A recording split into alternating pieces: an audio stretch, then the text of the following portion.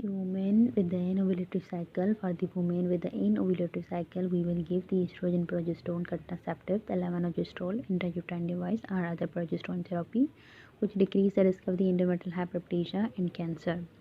Levonorgestrel intrauterine device does not regulate the cycle, but it decreases uterine bleeding and decreases the risk of the endometrial hyperplasia and cancer. The women with the adenomyosis or the leiomyoma present with the heavy bleeding, we will give the levonorgestrel or NSAID. If the patient having the pressure symptom, then we will go for the gonadotropin releasing hormone, uterine fibroid embolization, myomectomy, and hysterectomy. If the patient is planning for the pregnancy and does not take contraceptive, then we will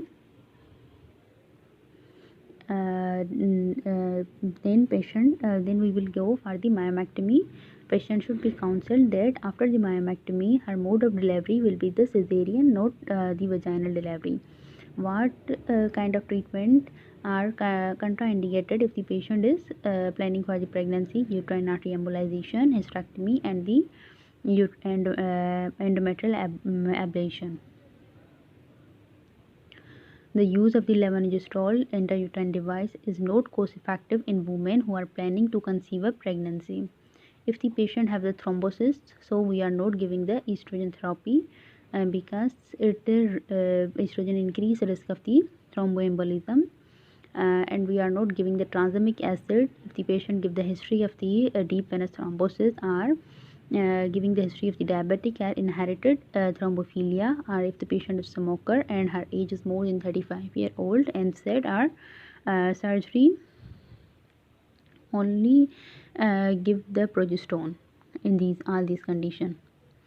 If the patient is in anticoagulation therapy, normally the anticoagulation treatment is not typically cause of the abnormal uterine bleeding. If we plan for the surgery, then we must stop the anticoagulation therapy before the surgery. In medical therapy, we will give the first line of treatment is the estrogen progesterone contraceptive. It reduces the blood flow, it regulates the cycle, it provides the contraception and prevent the development of the hyperplasia in an ovulatory patient. It also treats the dysmenorrhea. We also give the levonorgestrel in most women if the patient is preferred to avoid taking a medication daily. So we will go for the levonorgestrel intrauterine device. It is a long term and is the less costly than the combined oral contraceptive pile. If the patient have the regular cycle but having the complaint of the dysmenorrhea, so we will give the NSAID anti-inflammatory drugs over the estrogen progesterone contraceptive piles. We prefer the NSAID. As I already told, the first line and therapy was estrogen progesterone contraceptive method. It occur in many forms, in ring, page, oral. It all depend upon the patient preference. If the for women with contraindication of the estrogen therapy, having the history of the thromboembolisms or the cancer, so we will go for the levonorgestrel intrauterine device rather than the other medical therapy.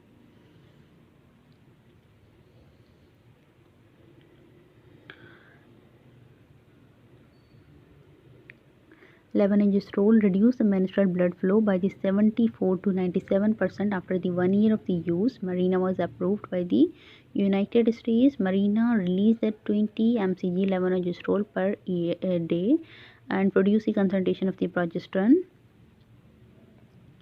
An increase in irregular and heavy bleeding during the first 3 months after the placement of the levonorgestrel intrauterine device. After 3 months, the most common bleeding pattern is previously menorrhagic woman is sporting, and after 6 months, the majority of the patient having the amenorrhea or oligomenorrhea.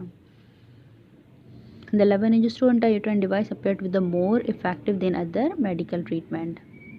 We also give the NSAIDs. It reduces the volume of the menstrual blood loss, and 20 to 50% of the most women having the heavy uterine bleeding.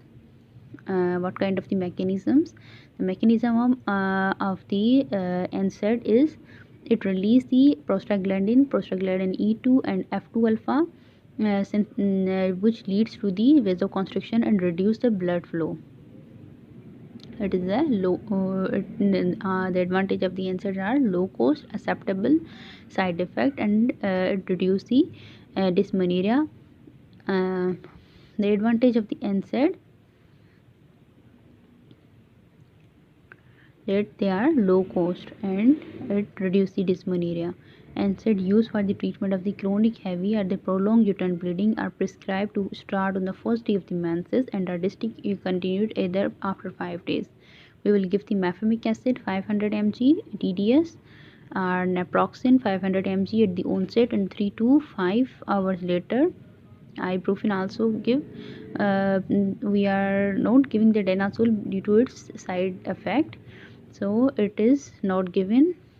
We also give the tranexamic acid 1300 milligram 3 times per day during the menses for a maximum of the 5 days, and aminocaproic acid reduce the menstrual flow 30 to 55%.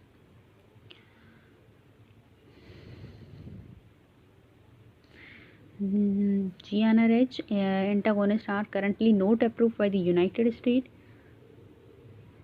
Oral administration of the androgen steroid such as danazol 200 to 400 mg per day reduce the heavy bleeding from the chronic menorrhagia and appear to the more effective than the NSAID and the progesterone and OCPs.